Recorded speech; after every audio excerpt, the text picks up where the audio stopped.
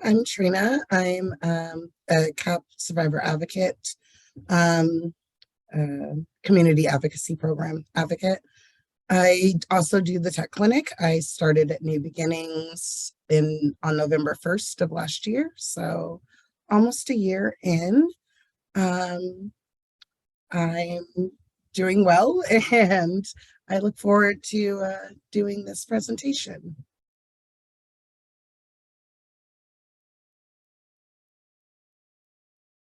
Hi, Kirsty. Cool. And then Trina, I know you have a little presentation that you'd like to kick us off with before we kind of get into the questions and answers. So I'm going to make it so that way multiple participants can share. So you should be able to share as well. Awesome. And it's a little bit more formal than I intended it to be, so bear with me. There was just so much information I wanted to add.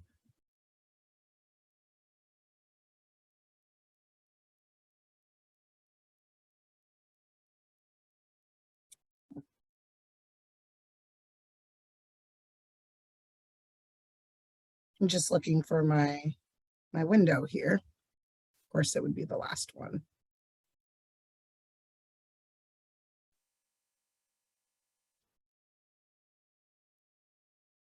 Alrighty, so we are going to be talking about technology-enabled coercive control, which we call TECC, TECC. So the agenda would be, we're going to start with what is tech abuse, what is the tech clinic, and tech clinic pilot study, and then followed with some resources.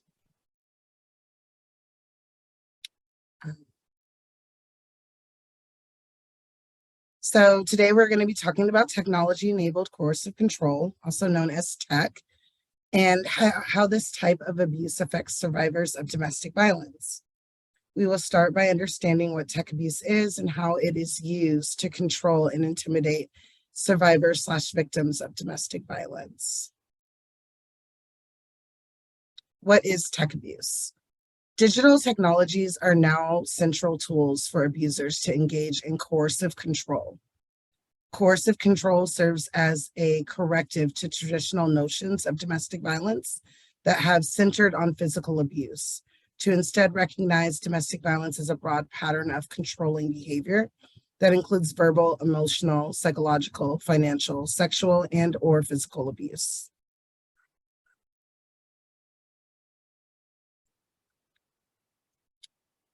According to Harvard and Lefebvre's 2020 article, the original power and control wheel and its adaptations have not so far recognized these enhanced opportunities for agile technological surveillance afforded by cell phones. They do not believe that the intersection of an additional segment representing techniques of surveillance is the best way of redressing this limitation.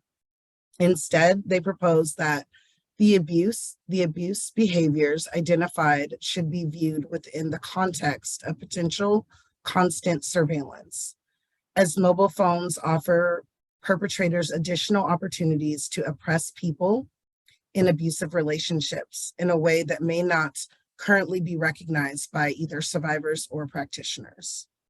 The revised wheel, approved by and licensed by DVAM, is presented here in Figure 1. It summarizes in each segment examples of agile technological surveillance, which have been drawn from this research. The wheel is used widely across many countries, so the inclusion of these aspects of agile technological surveillance within the wheel should enhance awareness for practitioners across a range of professional and professions and provide clear guidance for practice. So as you can see here, they've taken the traditional power and control wheel, and I can't see it on my screen, but hopefully you can see it on yours, where it has this outer ring and it's for surveillance. So it's just encompassing the entire power control wheel with technological surveillance. And then some examples of how these tactics are used. So for example, using coercion and threats, texting or Instagram images with threats, breaking into a survivor's home and texting to tell that person where the abuser has moved things. Using intimidation, demanding constant communication, breaking phones, tracking movement via GPS, and demanding sexually explicit photographs. A lot of these say her, but as we both know, that domestic violence can be, male, female, anybody can be a survivor of domestic violence or a victim of domestic violence. So I'm not going to read through all of these, but I'll leave it up for a second if you want to read it. And I'll also share this with anybody that would like a copy. What is the TECC Clinic? The TECC Clinic offers free services to survivors of technology-enabled coercive control, including survivors of domestic violence, sexual assault, stalking, and/or trafficking. And I would like to add that we do not, if someone is experiencing stalking or technological abuse from any person, it doesn't actually have to be their abuser. They are welcome to come to TECC Clinic as well. Survivors of TECC who are experiencing security or privacy concerns related to their accounts or devices, example, social media, email, phones, computers, and tablets, meet one-on-one with a trained volunteer technologist. During the appointment, the technologist works with the survivor to identify points of compromise and develop individualized mitigation and TECC safety plans. The TECC Clinic began in October 2018 and completed a successful 6-month pilot in May of 2019. Pilot study findings. Between October 2018 and May 2019, the clinic operated on the first and third Tuesday of each month, with some exceptions for holidays and weather-related closures. 34 survivors received services. The pilot scheduled 13 sessions with an available 4 appointments per session. 54 total available appointments. 20 appointments were unintended, and reflecting a 35% no-show rate, which that rate still kind of remains the same. We are no longer doing TECC Clinic in person. These are all virtual via Zoom, and we've moved to a self-referral system. Change was made due to COVID. But it seems to work out a lot better for survivors. So the pilot study findings again, pre-clinics survivor survey findings, survivors' perceptions of abusers' tech knowledge. 80% of survivors agreed or strongly agreed that the person who is targeting / harassing them knows more about technology than they do.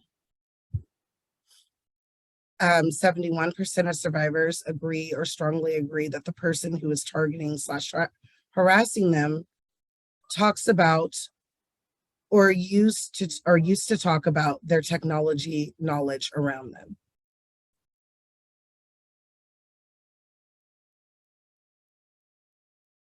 And I found that a lot of abusers will try to convince survivors that they know a lot more about tech. And this can be in just like, common, regular conversation than they actually do. Oops, sorry, go back. So these are some of the things that we're focused on in TECC Clinic and are still focused on. So we have the unwanted or constant texts, threats or distribution of intimate photos and videos, online impersonation, problems setting up new accounts, identity theft, and damaging reputations online, hacking into webcams, home security systems, unwanted social media contacts, unsecure/stolen passwords, location tracking via GPS or Find My Phone, access to accounts without permission, keylogger, and spyware, programs or devices that record information typed into the computer or computer, phone, or websites visited. Call and text spoofing, using a disguised number, unknown phone number, to call or text a survivor. Doxing, which is the search and publish of private or identifying information about a particular individual on the internet, typically with malicious intent.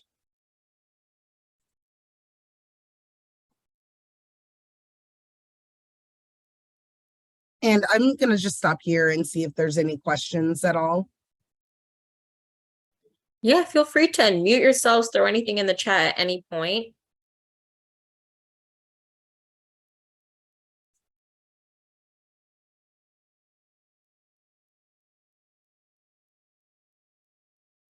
So these can be practiced through technology. Yeah. Yes, basically, Neba. Every type of abuse can be practiced through technology.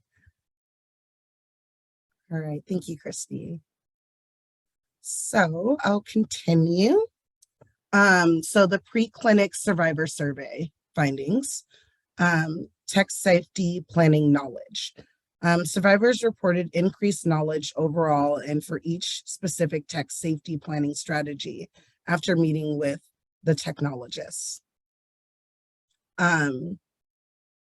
55% of survivors agree or strongly agree that they know strategies for how to create safe passwords.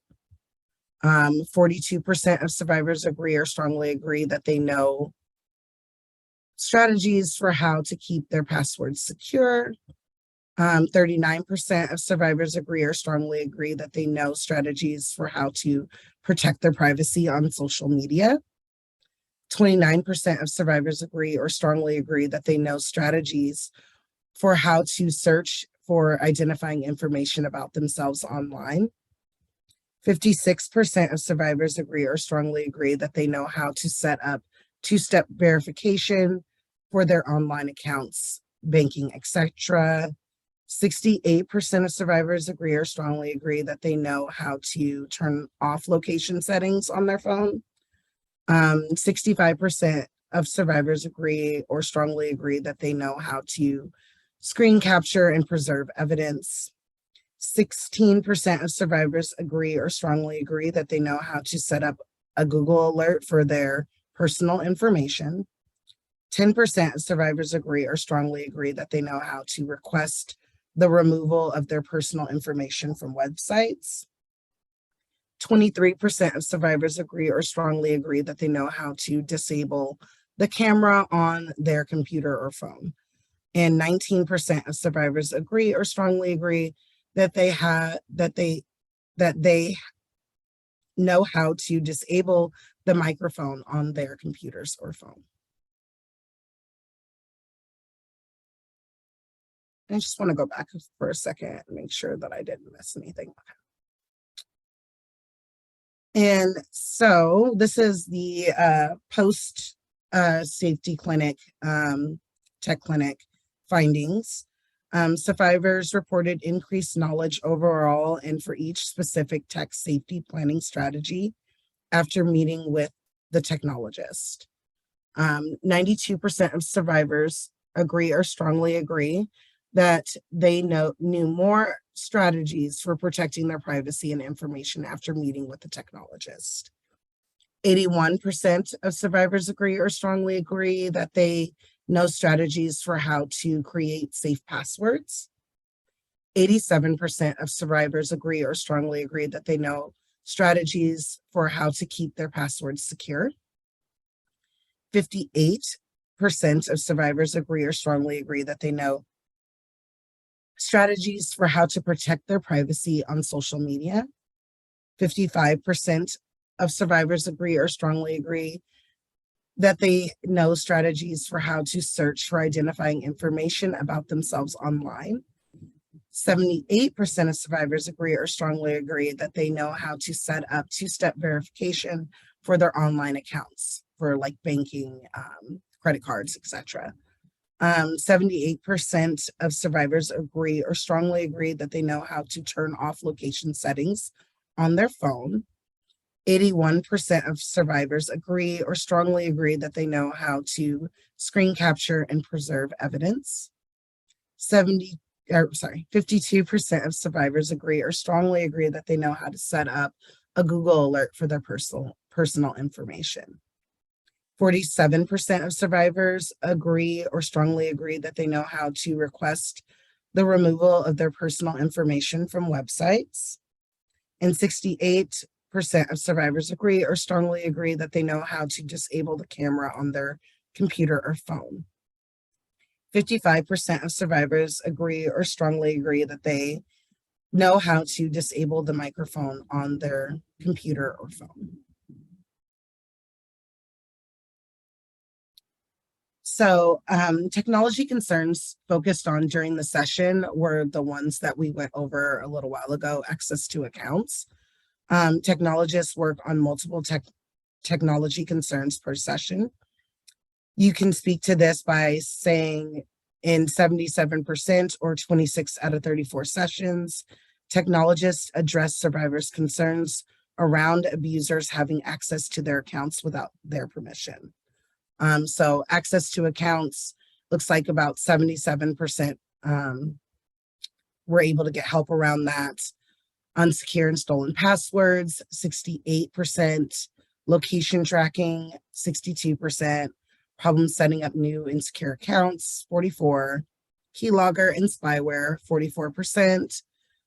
Call/text spoofing, 35%. Unwanted social media contacts, 29%. Unwanted and or constant text, 24%. Online impersonation, 21%. Identity theft, 21%. Threats or distribution of intimate images or photos and videos would be 18%. Webcam hacking, 15%. Home system hacking, 12%. Damaging reputation online, 12%. Group bullying through online forums, 3%. Doxing, 6%. And other home security, account hijacking, and strange pop-ups, 3%.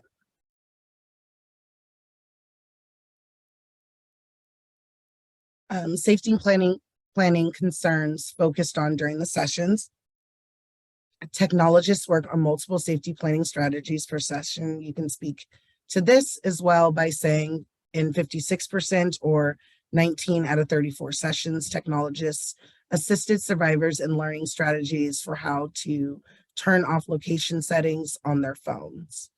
56% how to turn off location settings on the phone, 50% strategies on how to keep passwords, 47% strategies for how to protect privacy on social media, and 47% on how to set up a two-step verification for online accounts, 44% for strategies for how to create safe passwords, and 35% for strategies for how to search for identifying information about oneself online. And so these are my references that I got a lot of this information from. And thank you. That was the end of the presentation. Thank you, Trina. I guess before I had some questions, but I wanted to open it up to our audience first. If anybody had any comments, thoughts, even just like curiosities. It doesn't have to be a direct question.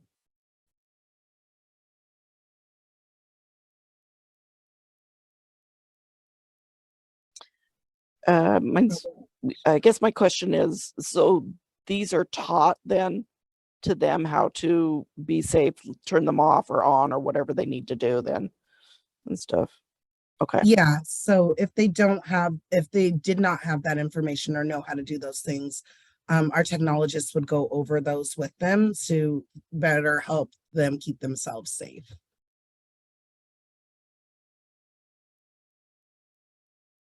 Okay.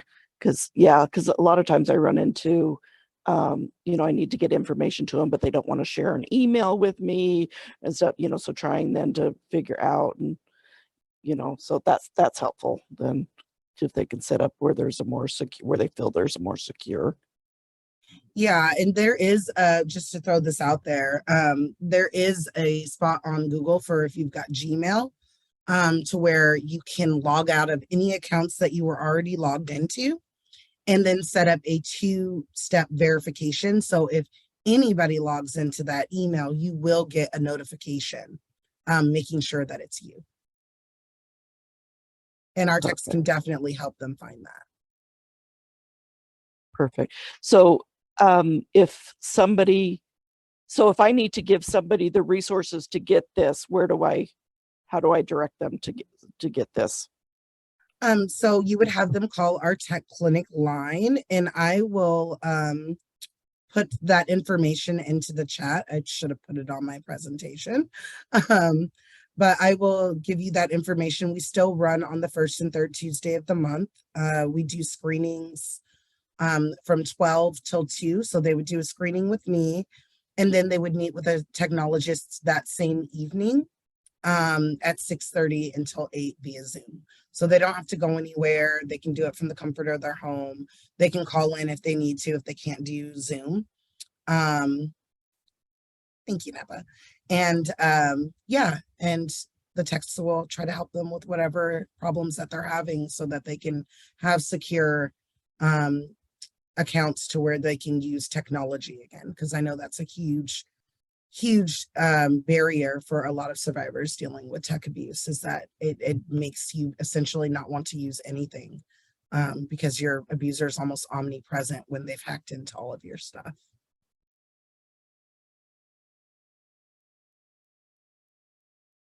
Great, thank you.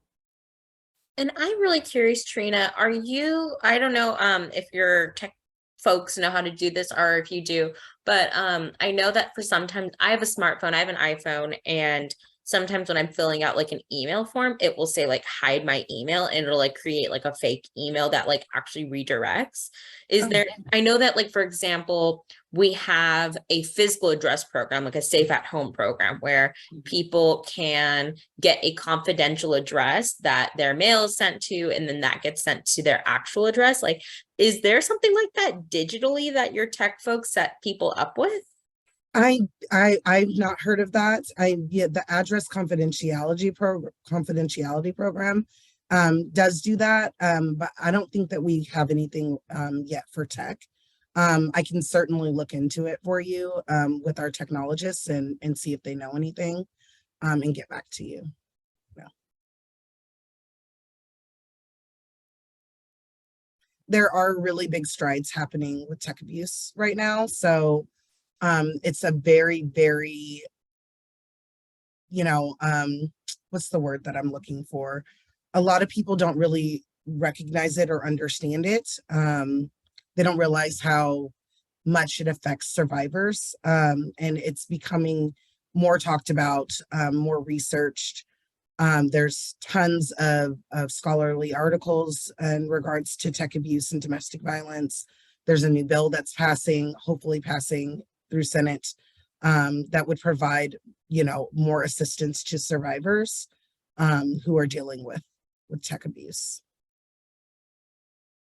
So yeah, you've mentioned this bill, and I know that, funding means that we can provide more services, much more than we are able to. What are the gaps right now that your program's experiencing, and how would this bill kind of change things?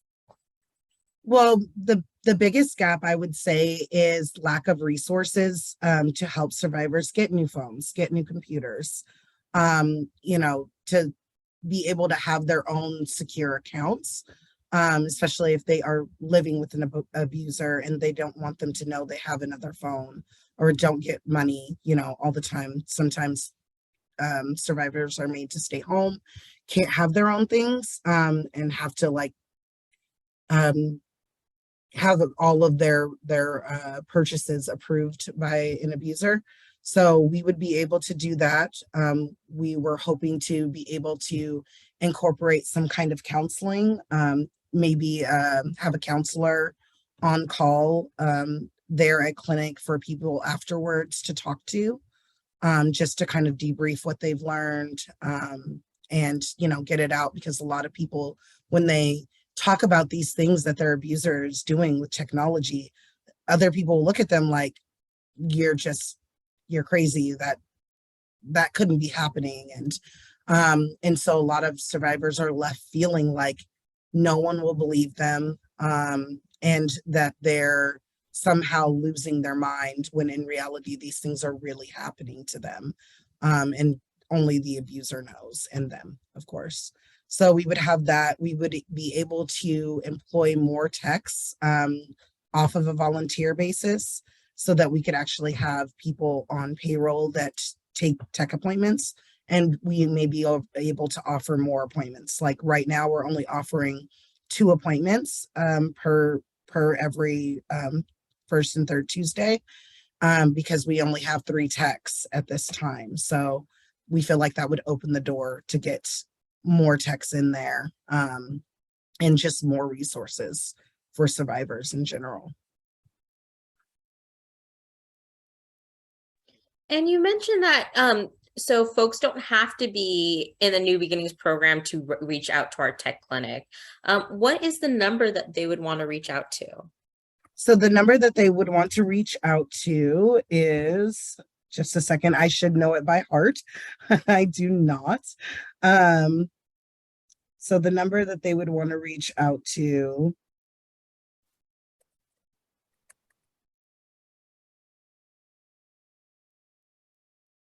is 206-779-4864.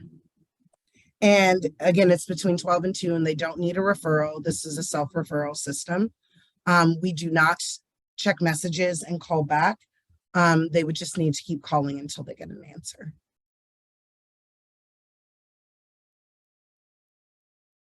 Does anybody else have any questions, any thoughts, comments that they'd like to share? Hi, my name is Kurtzy, and I work with the King County Prosecutor's Office. And my job is, I work in the Domestic Violence Unit, and I work on cases early on before they're actually assigned to a trial attorney, kind of read through the reports, see if we're missing any evidence. And when I'm doing that, I will also often find, the evidence of tech abuse. And I can refer that information to the advocates in our office, because I don't actually work with the victims myself. So I guess first question is, can I forward all this information to the advocates in my office that you're sharing today? Yes, of course. Okay. Yeah. And I just wanted to say that, I see a lot of abuse, but for some reason the stalking and the tech abuse kind of upset me more, because they don't know it's necessarily happening and they can't stop it. Anyway, I just think this is a great program, and I hope you get the funding that you need. Thank you. I think it's a great program too. It's very covert, and so when things are covert, it gives survivors this sense of like, is this really happening, or is this in my head? It's almost essentially like technology gaslighting. Yeah. And it's like you said, it really is upsetting, and it's upsetting to a lot of survivors.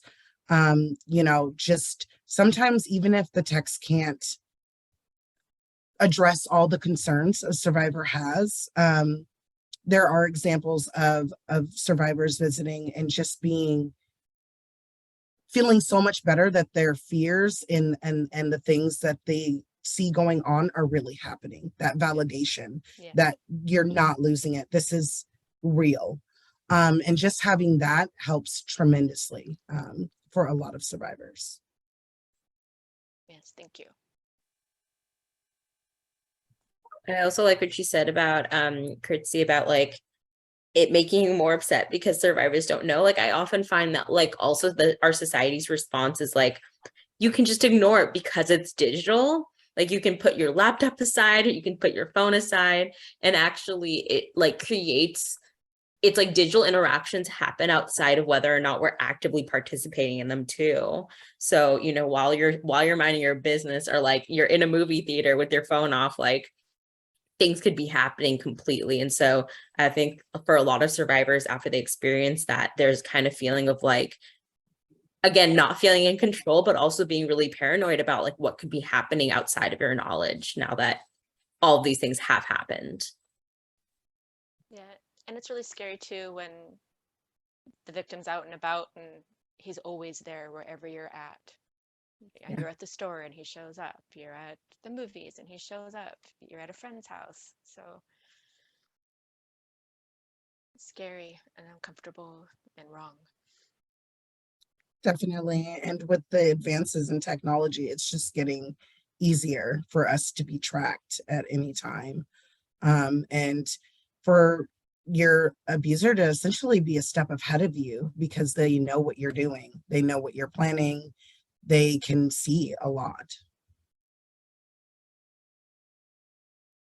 Trina, do you recommend anybody, any survivors who, as they're finding out that they're experiencing this, are realizing that, you know, technology may be a part of their picture here? Are there any like tips and tricks, tools that they can use to get better resources or document? Definitely document anything that you notice. That, you know, you notice that your abuser, you've emailed somebody and then your abuser seems to know exactly what you talked about. Logging all that stuff down with a date and just having that put aside is a really good idea. If you feel like there's spyware on your phone, if you decide, you know, I'm going to get a new phone, don't use a smart switch. It is a little bit more work. You're going to have to put all your contacts in. You're going to have to re-download all your apps. But if you use a smart switch when you think that there's spyware on your phone, it's automatically going to move whatever spyware is there over to the new phone. So you're essentially unprotected. So it is a bit more work, but if you do have the resources to go ahead and get a new phone or get a new phone account, don't do a smart switch over. Always do two-step verifications for your passwords. Try to keep if you're still living with your abuser, try to set up an account for email, or get a safe link phone that you can have, and it's like, I think, free text and calling, and it's like $30 to get one of the phones, and you know, keep that to where your abuser doesn't know you have it. Things like that usually help a lot. And then visit the tech clinic if you can, if there's other concerns about GPS and following. Another thing too that you know, a lot of people don't really think about is being on the same plan as your abuser. If you're on the same cell phone plan as your abuser and you're not an account holder, you're not able to make decisions, your abuser could very likely have you on a child's account where they can see into your phone, they can see what you're looking up on the internet, they can track your location, keep phone numbers on watch lists, things like that. So just being mindful of that before, you know, taking that invitation to get on your partner or your abuser's cell phone plan. Or pull up your list of calls. Yes, exactly. Gaynor, I saw you unmute. Did you have any questions? I was just gonna, what was running through my mind too, you know, when talking about, you know, in developing a safety plan with them and to stuff like that, is it talked with them about, in this day and age, people like to post everything too. I mean, they just don't realize that they tell so much, you know. And is that part of the development plan? I mean, is that something, you know, Yeah. when they come in and, you know, making them aware that, Yeah, I think that especially in extreme cases, like we've encouraged survivors to delete their social media accounts or really protect it. Make the account private. Don't check in when you're going places. I know that's a big thing on Facebook, checking in, and your phone will pop up and say, "You're here. Did you like to check in on Facebook?"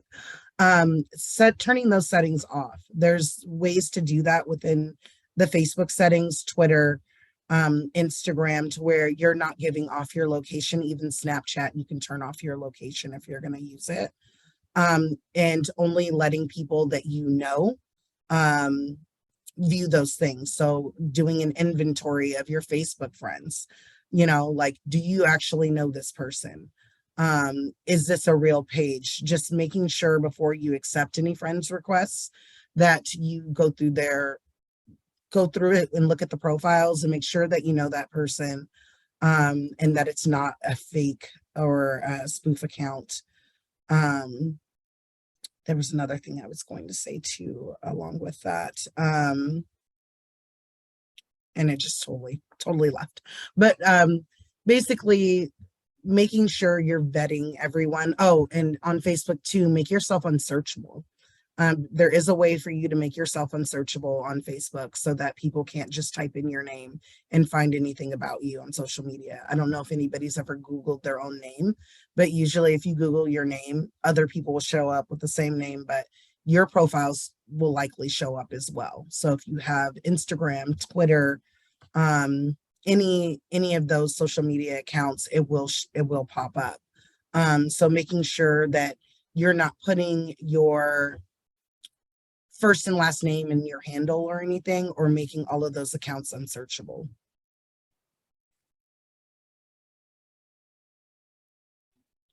Any last questions? We're heading into the last minute or two of today. no, this was great. Thank you. Awesome. Well, you can always find Trina. Do you mind if I put your address in the chat? No, not at all. Go ahead. Awesome. You can always find Trina at tewing@newbegin.org. My email as well is nzady@newbegin.org. If you're noticing a trend, it is our first letter of our first name and then our full last name. So nzady, T Ewing at newbegin.org. I did throw in the TECC email address as well. Absolutely. And then I'm just going to redrop the phone number as well as the timings for our tech clinic. It is the first and third Tuesday, and 2 to 2 p.m. is the screening, and we have a same day appointment, 6:30 to 8 p.m. Yeah, 12 to 2 p.m. Yeah, and 6:30 to 8 is the same day appointment. Well, we're really glad that you all came to learn more about the tech clinic, what tech abuse really means. It is a joy to be able to provide more and more services to our community. And so we're really hoping that this bill passes. My hope is that, Trina, do you have any links that we can send folks out with so that way they can get more information about this? Yes, let me